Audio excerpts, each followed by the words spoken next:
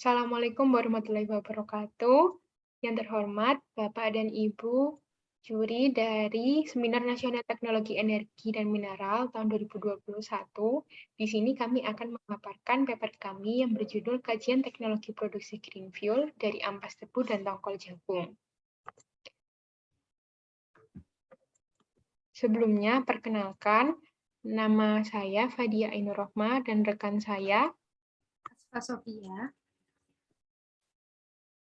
Di sini ada 7 main topik yang akan kami sampaikan. Yang pertama yaitu pendahuluan atau background, yang kedua ada metode, yang ketiga ada discussion atau pembahasan, yang keempat ada design calculation analysis, yang kelima ada product analysis, yang keenam ada economic analysis, dan yang terakhir yaitu conclusion atau kesimpulan.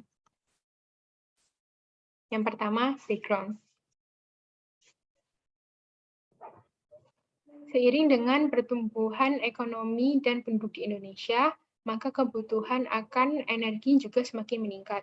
Dapat dilihat pada figur 1 mengenai petroleum production dan Indonesia's fuel consumption tahun 2000 hingga 2014, Indonesia telah mengkonsumsi sebesar 360 juta barel oil equivalent, yang mana jika diteruskan, Indonesia akan mengalami krisis energi yang berasal dari fosil, sehingga kita membutuhkan energi baru terbarukan yang dapat digunakan dan keberlangsungannya selalu ada.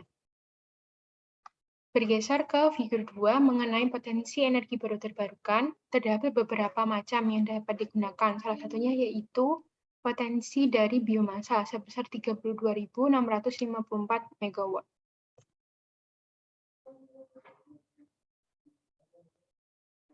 Biomasa adalah bahan organik yang dihasilkan melalui proses fotosintesis baik berupa produk maupun buangan. Contoh biomasa antara lain adalah tanaman pepohonan, rumput, ubi, limbah pertanian, limbah hutan, limbah berkebunan, dan lain-lain. Dari figur 3 dan 4 bisa kita lihat bahwa produksi tebu dan jagung di Jawa Timur sangatlah besar, sehingga potensi limbah produksi yang dihasilkan tebu dan jagung, yaitu ampas tebu dan tongkol jagung, dapat digunakan sebagai bahan baku kajian teknologi yang akan kami paparkan kali ini. Selanjutnya ada metode.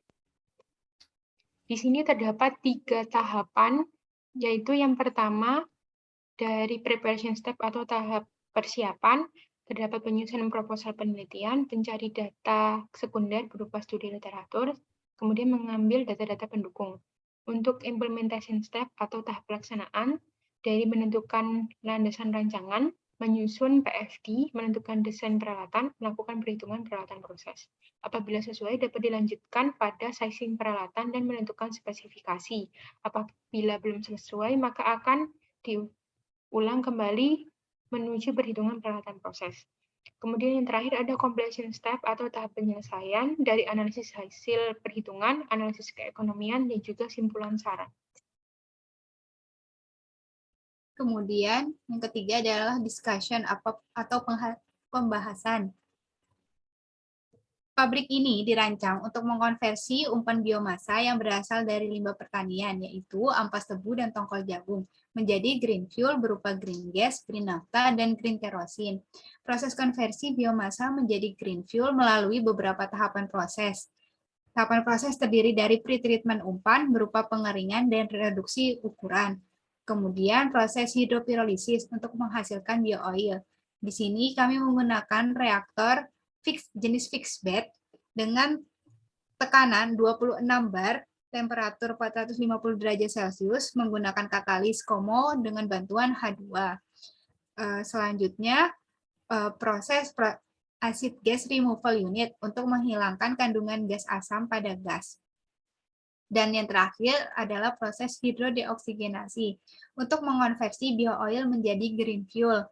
Di sini kami menggunakan reaktor jenis fluidized bed dengan tekanan 21 bar, temperatur 280 derajat Celcius, dan katalis NIMO dengan bantuan H2.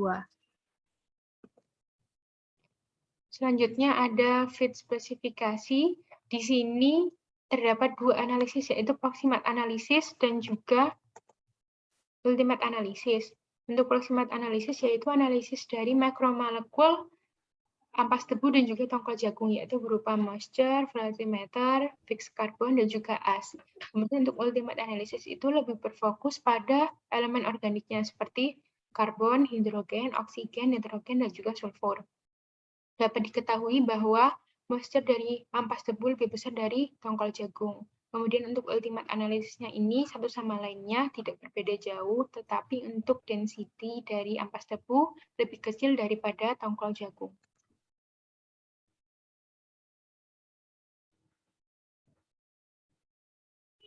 Kemudian design calculation analysis atau analisis perhitungan desain.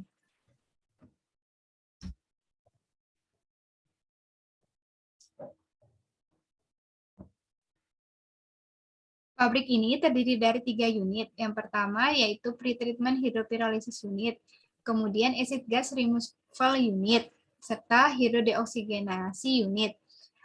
Masing-masing peralatan di unit-unit tersebut pasti memiliki batasan-batasan penting dalam masing-masing jenis desainnya. Contohnya, desain kolom stripper memiliki batasan persen entrainment yaitu 10%. Di kajian teknologi ini kami dapatkan persen entrainment di kolom stripper yaitu kurang dari 10%. Selanjutnya untuk hasil dari reaktor hidropyrolysis design itu untuk ketentuannya, diameter dan ketinggian perbandingannya yaitu maksimal 1:4. Dan untuk desain ini, reaktor kami telah memenuhi spesifikasi.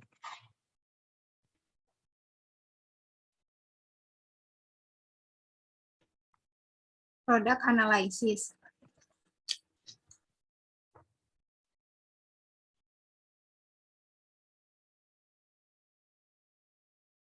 Produk yang dihasilkan dari proses hidropyrolysis adalah bio-oil dan green char.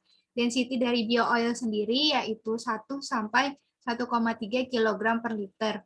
Bio-oil ini akan digunakan sebagai bahan baku di unit hidrodeoksigenasi. Nantinya di unit hidrodeoksigenasi, bio-oil akan dikurangi kandungan sulfur dan oksigennya. Selanjutnya yaitu ada feed specification. Di sini terdapat product specification. Di sini terdapat 4 produk, yaitu green naphtha, green kerosene, green gas, dan juga green char. Untuk green naphtha sendiri density-nya yaitu 670,7 kg per meter pangkat 3, yang mana masuk ke dalam spesifikasi naphtha yang dikeluarkan di Dijen Migas, yaitu antara 650 hingga 740 kg per meter pangkat 3. Untuk green kerosene, density-nya yaitu 757,8 kg per meter pangkat 3, yang mana masuk ke dalam spesifikasi kerosene yaitu maksimal 835 kg per meter pangkat 3. Untuk green gas dan green char, tidak terdapat spesifikasi yang telah ditentukan dari pemerintah.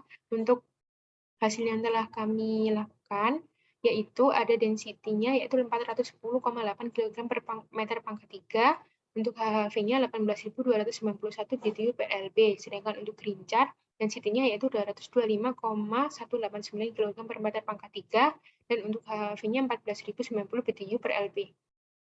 Selanjutnya ada economic analysis atau analisis ekonomi. Di sini analisis ekonomi berfungsi sebagai analisa di mana kita akan mengetahui apakah pabrik yang kita desain itu mengalami keuntungan atau kerugian. Terdapat 8 parameter, yaitu dari fixed capital investment, total capital investment, hingga internet rate of return. Untuk payout time yang dihasilkan yaitu 3,54 tahun, dan untuk IRR atau laju pengembaliannya itu sebesar 34,43% per tahunnya, yang mana nilai tersebut telah memenuhi dan layak untuk dibangun karena memiliki nilai yang lebih tinggi dari bunga bank sebesar 10%.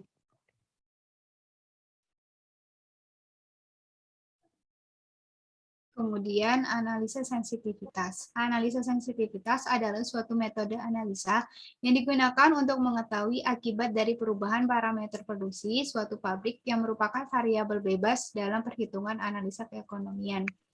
Di sini kami menggunakan 3 skenario. Untuk skenario pertama, variabel bebas yang kami trial adalah harga bahan baku dinaikkan menjadi masing-masing 5%. Didapatkan nilai POT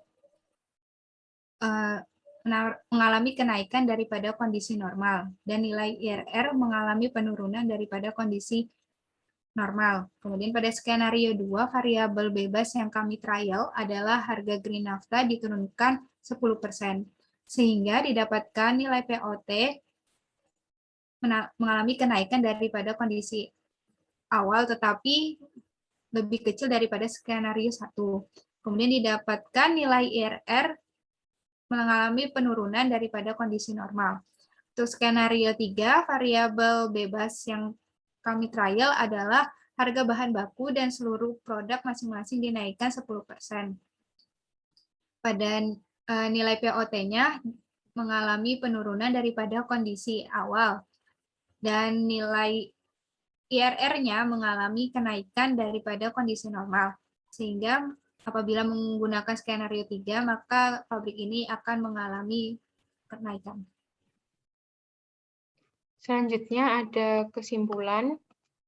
Terdapat 4 topik yang diambil, yaitu yang pertama untuk plan. Greenfield Plant ini berlokasi di Malang, Jawa Timur dengan kapasitas 250.000 ton per tahunnya yang dapat menurunkan limbah sebesar 54% di 6 wilayah di Jawa Timur.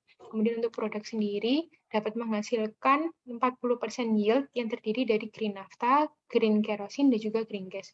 Untuk prosesnya itu terdapat 2, yaitu hidropirolisis, yang mana tekanannya yaitu 26 bar dengan suhu 450 derajat Celcius dengan katalis COMO dan bantuan H2.